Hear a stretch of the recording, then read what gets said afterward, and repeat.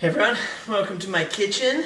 I've invited you in here because I'm cooking and I thought I would share that with you. I wanted to fill you in with what's happening this week, and I just happen to be cooking right at the moment, and I thought it might be good to try to see if I could do both. I always wanted to be a celebrity chef. Did you guys know that? I wanted to be Jamie Oliver growing up. So I thought we'll give it a crack.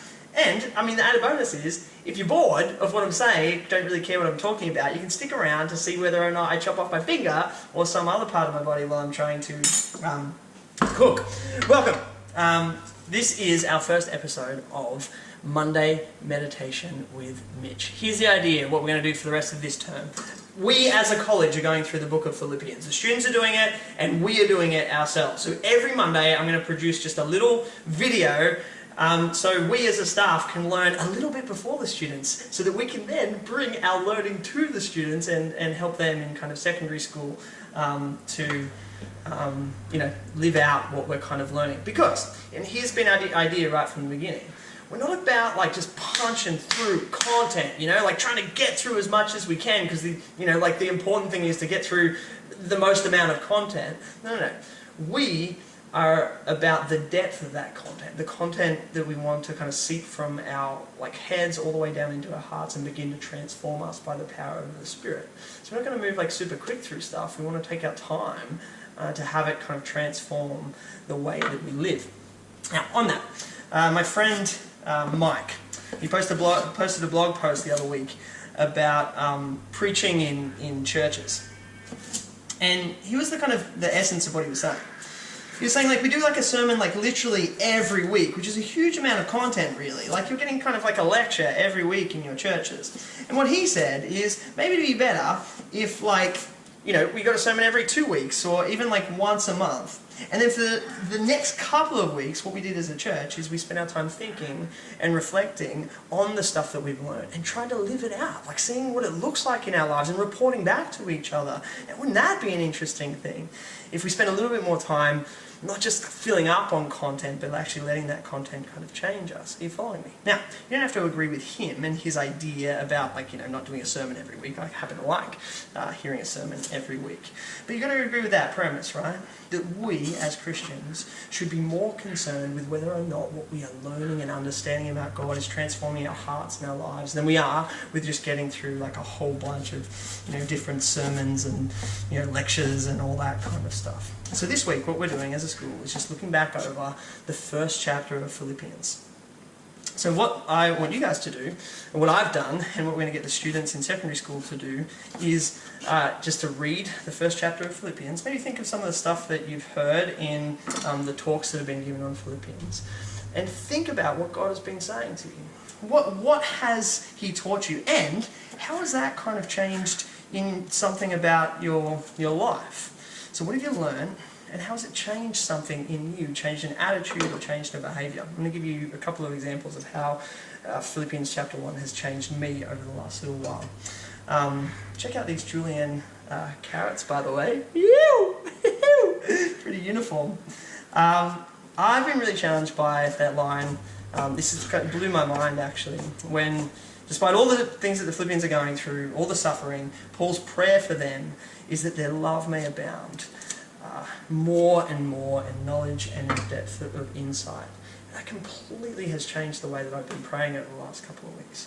I've been praying that I would be the kind of person that no matter what happens, does not stop loving. And I've had a couple of chances to kind of live that out or see it kind of shape my life. The first one was this, and I've got to keep my voice down because they're just across the road. We've had a little bit of tension with our neighbours. She works and she sleeps from 5 o'clock till late in the afternoon, late in the evening, and that tends to be the time where our kids are noisy and our dogs are barking and all that kind of stuff. So we've had a little bit of tension. But then the other day, it was 1:30, just in the middle of the day, and the kids are bouncing on the trampoline. They're being really noisy. One of the neighbours just starts kind of yelling at them from over the fence, "What are you guys doing?" And just going completely crazy. I was so fired up, and I was "Oh man, what's going on?" I went out there to try to find them, to try to go, "Yeah, how dare you speak to my kids like that," and so on and so forth. Couldn't find anyone.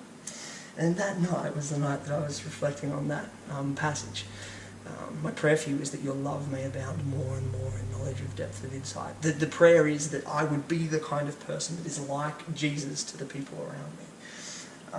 So overnight I kind of spent that time praying that prayer, and I had an opportunity to live it out with my neighbour. I saw him getting out of the car, and I thought, how do I love in this situation? So I went up and found him, and I said, mate, look, you can't do that. That's not okay.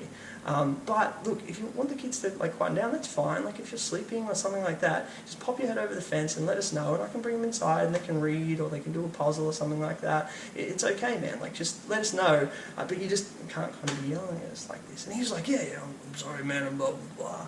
And we kind of moved on from there.